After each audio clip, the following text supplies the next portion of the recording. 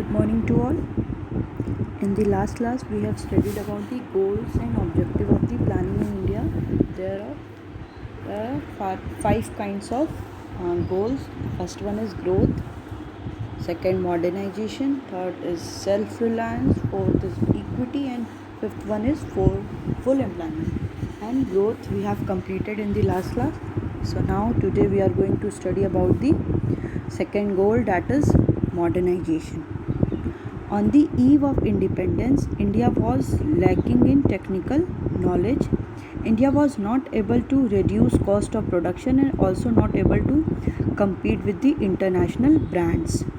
Therefore, modernization was required to increase the use of capital and machinery, change in social outlook and cultural life of people. Okay. On the eve of independence, India has not in condition to have tactical knowledge कि उनके पास क्या था कि technical knowledge उनके पास नहीं थी. उनके पास loads of improvement क्या मशीनरी में नहीं था, प्रॉपर मशीनरी नहीं थी, टेक्नोलॉजीज़ नहीं थी जिनका वो यूज़ करके मोर एंड मोर प्रोडक्शन कर सकें.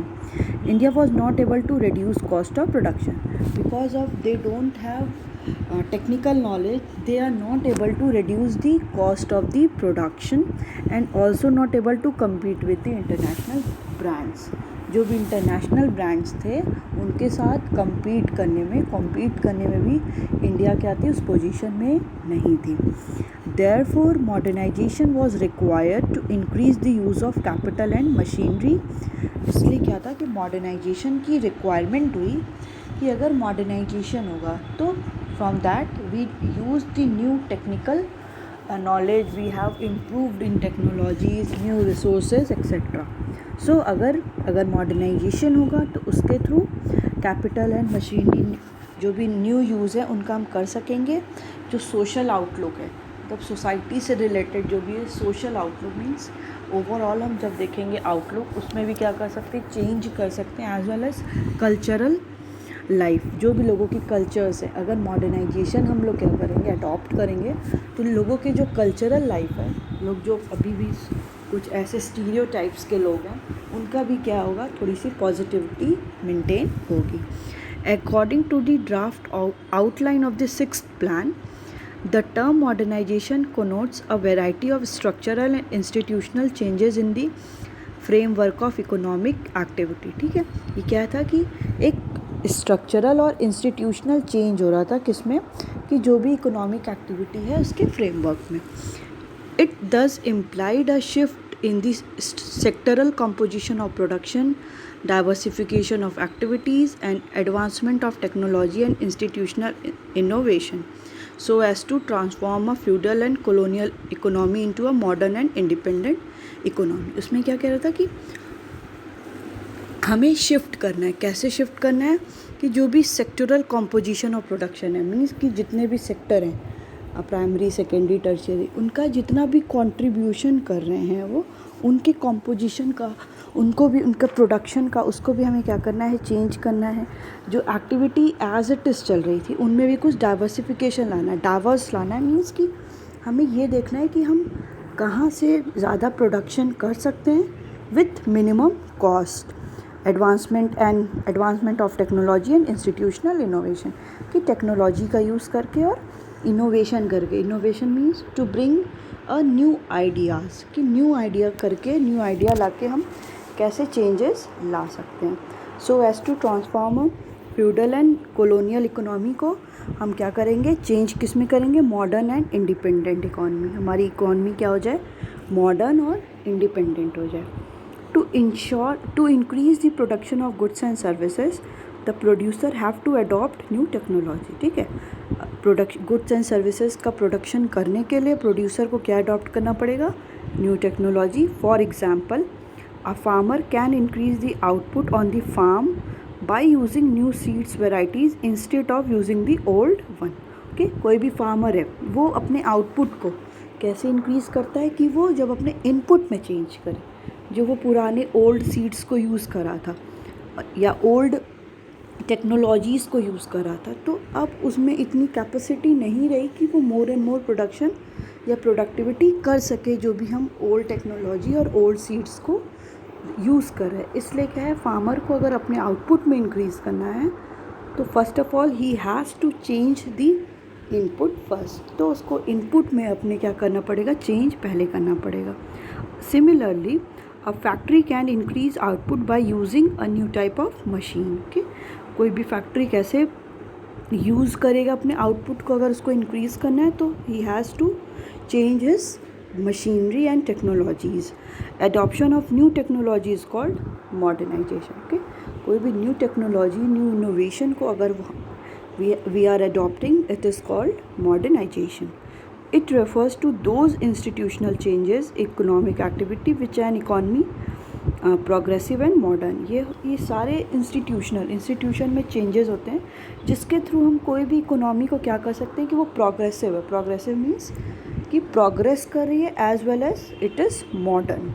It refers to changes in the social outlook such as recognition that women should have the same right as main.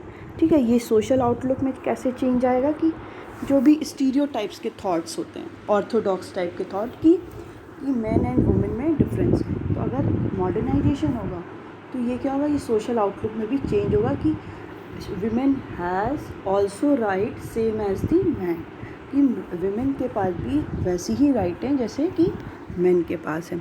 A modern society makes use of the talent of women in work place. Okay, अब कोई जो modern society होगी वो क्या करेगी कि women का भी प्रॉपर उनके टैलेंट को क्या करेगी, यूज़ करेगी।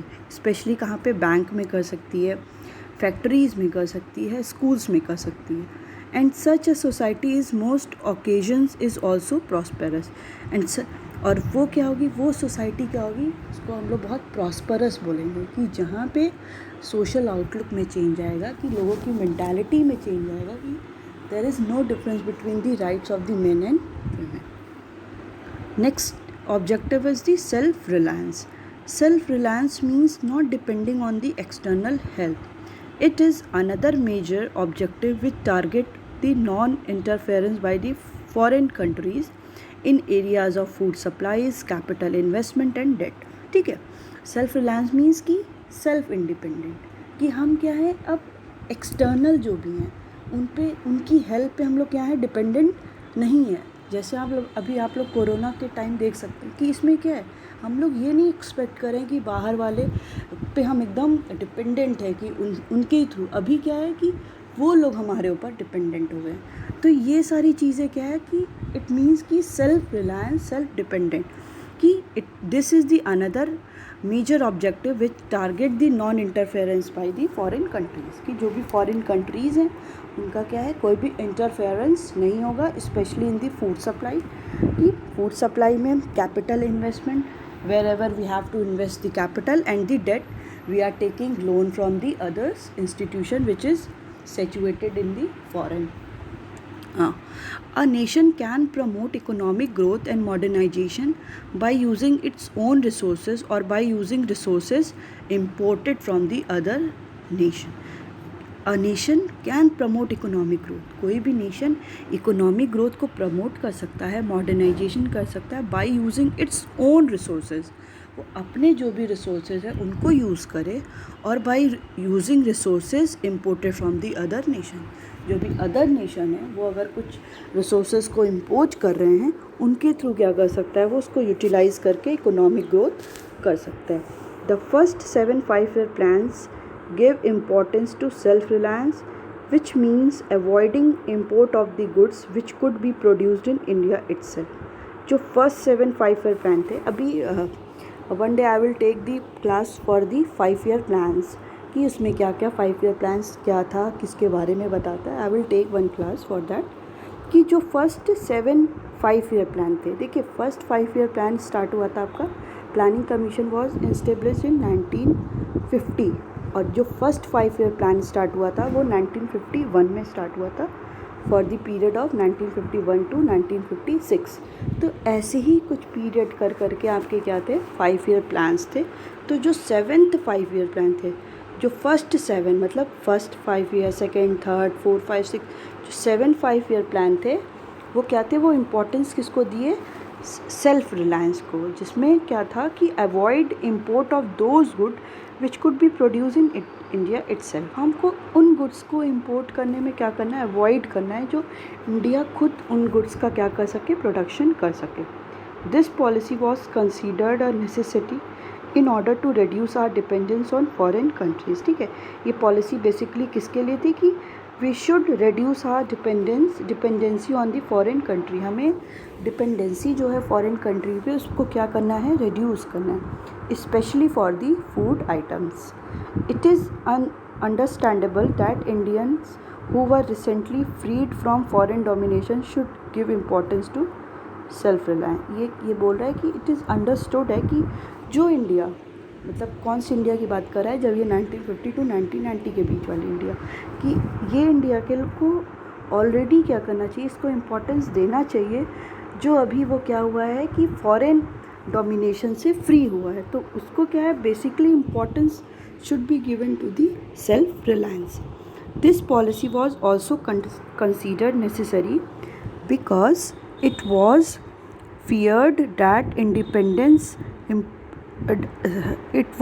that dependence on the imported food supply, foreign technology, foreign capital may make India's sovereignty vulnerable to foreign interference in our policies। ठीक है, ये जो पॉलिसी को नेसेसरी इसलिए कि इट वॉज फियर डैट, ये देखा गया कि dependence on the, feared mean यहाँ पे डरा गया, डरना मतलब कि dependence on the imported food supply, जो इम्पोर्टेड फूड सप्लाई हैं, फॉरेन टेक्नोलॉजी हैं जो इम्पोर्टेड हैं, एंड द फॉरेन कैपिटल में मेक इंडिया सॉवरेंटी, वो इंडिया की जो भी पावर है, सॉवरेंटी मीन्स पावर, अथॉरिटी को वनरेबल कर रहा है, मीन्स कि इंडिया का जो पावर खुद का है उसको वो हेल्पलेस कर रहा है to foreign interference in our policy.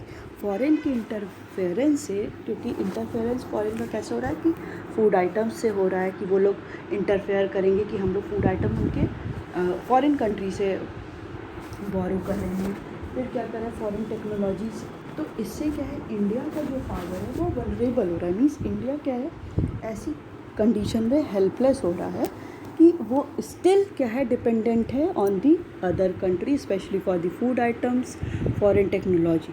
तो अभी भी इंडिया की जो भी सॉवरेंटी है वो एकदम रिड्यूस होती चली जा रही, because we are dependent on them. Next objective is equity. A country can have high growth, the most modern technology developed in the country itself, and also have most of its people living in poverty. Okay, a country can have high growth, country का high growth हो सकता है, the most modern technology developed in the country itself, and also have most of its people living in poverty। कि जो क्या है, जो modern technology developed in the country itself, कि जो मॉडर्न टेक्नोलॉजी कंट्री का इटसेल्फ खुद भी वो प्रोड्यूस कर सकती है, बना सकती है, डेवलप कर सकती है, and also have most of the people living in poverty. इसी कंट्री में क्या है कि बहुत सारे पीपल क्या हैं, also still living in the poverty, still they are poor. Along with growth and modernization, it is also important to ensure that economic development is shared by all the citizens to promote social justice। कि along with the growth and development, इनके साथ हमें ये भी देखना है कि हमें किसको इम्पोर्टेंस देना है कि जो भी इकोनॉमिक डेवलपमेंट हो रहा है, इकोनॉमिक ग्रोथ हो रही है, इकोनॉमिक डेवलपमेंट हो रहा है, वो भी किसके साथ शेयर्ड होना चाहिए, all the citizens of the country. It is not only for the rich people and we ignore the poor people. It should be shared by all the people who is living in the geographical area। जो भी geographical area में रह रहा है वो सब as a citizen क्या करें, शेयर करें अपना contribution for the development of the country। It can be done by improving standard of living of the weaker section of the society and reducing income and regional inequalities to promote social justice। इसको हम कैसे कर सकते हैं कि जो भी weaker section है, जो पुअर सेक्शन है, वीकर है, उनकी स्टैंडर्ड ऑफ लिविंग को हम चेंज कर सकते हैं। उनको क्या कर सकते हैं कि अगर हम ये जो डिस्पैरिटीज़ ला रहे हैं कि किस में इनकम में, वो अगर हम कर दें, या रीजनल इनइक्वालिटी ला रहे हैं, मीन्स कि कुछ जो अच्छे एरियाज़ में हैं उनको क्या करते हैं हम लोग मोर प्रेफर कर रही है, और जो थोड़े बैकवर्ड एरियाज़ में हैं, जो स्लम्स एरिया में, उनको हम क्या कर देते हैं, एकदम इग्नोर कर देते हैं। तो standard of living weaker section का तभी इंक्रीज़ होगा जब जो इनकम डिस्ट्रीब्यूशन सिंपली मीन्स कि इनकम का जो हम डिस्ट्रीब्यूशन कर रहे हैं, rich becomes more rich and poor becomes more poor, means कि जो रिच है वो और रिच होता चला जा रहा है और जो पुअर है वो और पुअर होता चला जा रहा है। तो ये because of inequality of distribution of income. अगर हम इक्वालिटी की बात करेंगे अपनी कंट्री में, तो जो भी ये डिस्क्रिपेंसीज फाउंड हो रही है वो क्या होंगी, रिड्यूस होंगी, एंड देन पुअर क्या होगा, पुअर भी एक बेटर कंडीशन में आएगा, तो उसकी स्टैंडर्ड ऑफ लिविंग, जो उसका स्टैंडर्ड है लिविंग का, वो भी क्या होगा, इंक्रीज़ होगा। Growth, modernization and self-reliance by themselves may not improve the kind of life which people are living। ठीक है, ग्रोथ अगर हो गया, मॉडर्नाइजेशन हो गया, सेल्फ रिलायंस हो गया, वो कोई भी इंडिविजुअल की कैसे वो अपनी लाइफ को लिव कर रहा है, it can't be change.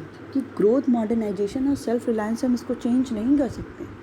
We have to change with the equity when there will be equal distribution of income, so that the standard of living of the people will, especially for the weaker section, will also increased.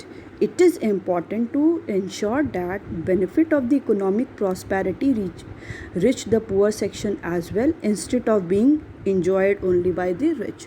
ठीक है, जो benefit है economic prosperity का, कि और भी जो other factors हैं इकोनॉमिकली, वो जो प्रॉस्पेरिटी इनको मिल रही है, वो बस रिचर ही उसका यूटिलाइजेशन न करे, उसका यूटिलाइजेशन जो हमारे पुअर सेक्शन के पीपल हैं, ऐसे डिस्ट्रीब्यूशन करना चाहिए कि पुअर सेक्शन के भी लोग क्या करें, उसको फुलर यूटिलाइजेशन कर सके और अपने स्टैंडर्ड ऑफ लिविंग को इंक्रीज़ कर सके। Every Indian should be able to meet his her basic needs such as food, decent house, education, healthcare, etc. ठीक, so that if there will be equity, so every Indian should able to meet his basic necessities like food, shelter, cloth, health, education, etc. अगर distribution equal होगा तो क्या होगा कि जो भी basic necessities हैं, कि बेसिक नेसेसिटीज़ जो हर एक इंडिविजुअल कंट्री का फुलफ़िल नहीं कर पा रहा है, अगर इक्वल डिस्ट्रीब्यूशन सब कुछ होने लगा, प्रायोरिटी जो पुअरर है उनको भी देने लगी, तो उससे क्या होगा कि जो भी पुअरर सेक्शन है या वीकर सेक्शन है, they will also fulfil their basic necessities. In the distribution of wealth should be reduce, कि inequality in the distribution, if there is inequality, if there is reduction in the inequality of distribution of wealth, so that there will be equity find out the country also। ठीक, कि equity is the also main important for the goal of the objective of the planning in India। Next is full employment। Full employment is the situation when everyone who is able and willing to work at the market wage rate is working। ठीक है, full employment क्या है? It is a simply a situation when any individual is able to work and willing to do, and they at the minimum wage rate, and they get any work is called employment। That is engaged in some job activity which brings him income. Okay, कि उन्हें क्या करना है, किसी job में engage करना है जो उनको क्या करे, इनकम जनरेट करे, by which they get any income. It implies that there should be higher rate of active participation of the working age group in economic activities of the country. ठीक है, इसमें क्या है कि there should be active participation of the people, so that they will also contribute in the economic development of the country. कि अगर लोग ज़्यादा से ज़्यादा पार्टिसिपेशन करेंगे, एम्प्लॉयड होंगे, तो वो क्या करेंगे, इकोनॉमिक ग्रोथ में उनका और फुलर यूटिलाइजेशन होगा, एंड देन वो लोग फुली पार्टिसिपेशन करेंगे, so that there will be the development of the country. Full employment also rules out the existence of the poverty and unemployment. अगर फुल एम्प्लॉयमेंट की condition होती है तो इससे क्या होगा कि जो भी कंडीशन है आपकी अनएम्प्लॉयमेंट की एज वेल एज पॉवर्टी की, that will also reduces by the full employment condition. Full employment is a common goal of the 5-year plans and is directly related to economic growth of the country. ठीक है, full employment is the main and the common goal of the every 5-year plan, so that when more and more people will get employed, the overall economic growth of the country will also increases.